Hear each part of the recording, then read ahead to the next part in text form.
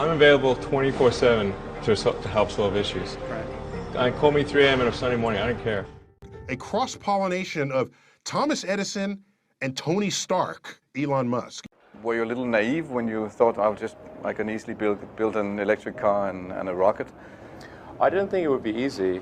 Like I said, I thought they would probably fail.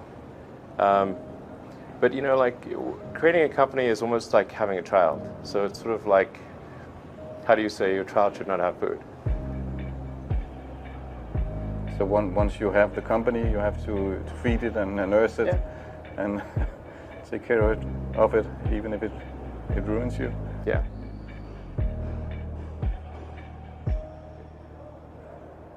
But suppose there were some tough times in 2008, end of 2008. How did you get through that period of crisis? Yeah. Can we just break for a second? Sure, of course. You want to wait a little while? Man, I sure hope it was worth it. Sure hope so. Sure hope it was worth it. It's everything. And I was borrowing money from friends to pay the rent. Well, I mean, Tesla really faced a severe threat of death due to the Model 3 production ramp. Essentially, the company was bleeding money like crazy, and just if we didn't solve these problems in a very short period of time, we would die. And it was extremely difficult to solve them. How close to death did you come? Within single-digit weeks. 22 hours a day, or like what? How many I hours? was working, so 7 days a week, sleeping in the factory. I worked everywhere from I worked in the paint shop, general assembly, body shop. You ever worry about yourself imploding? Like it's just too much? Absolutely. No one should put this many hours into work. This is not good. People should not work this hard.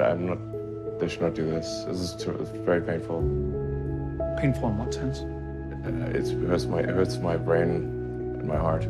Where do you come up with your best ideas? Are you on vacation, or are you kind of just like in the middle of the night you wake up and start drawing things down? Or you know, sounds really cliche, but like the shower is probably like you know, wake up and go to shower in the morning. And I think actually what's really happened is kind of stuff is percolated in the subconscious. Right.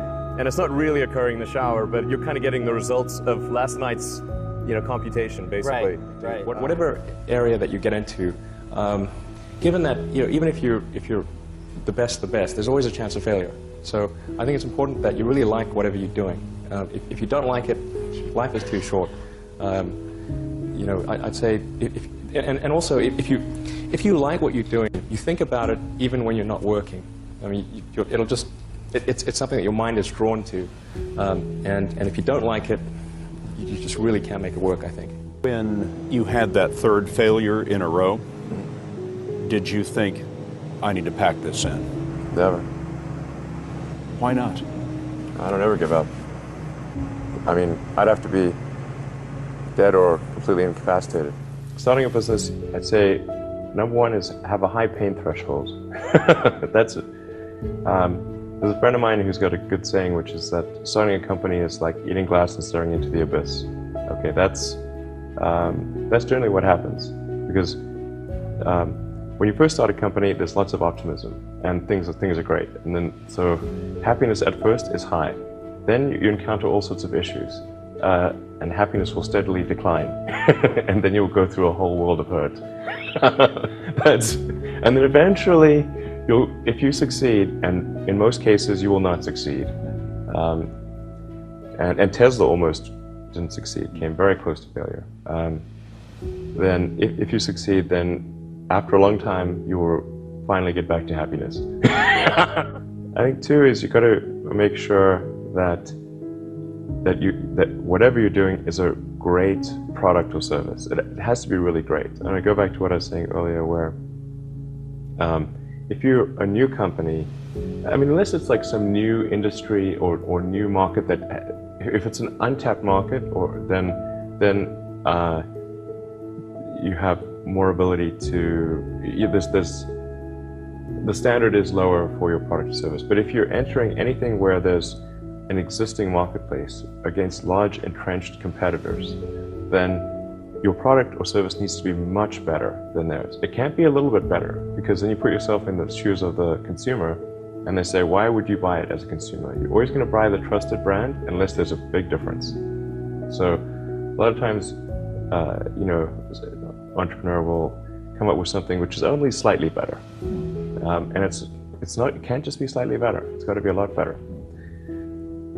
Number 3, I'd say, is constantly seek criticism.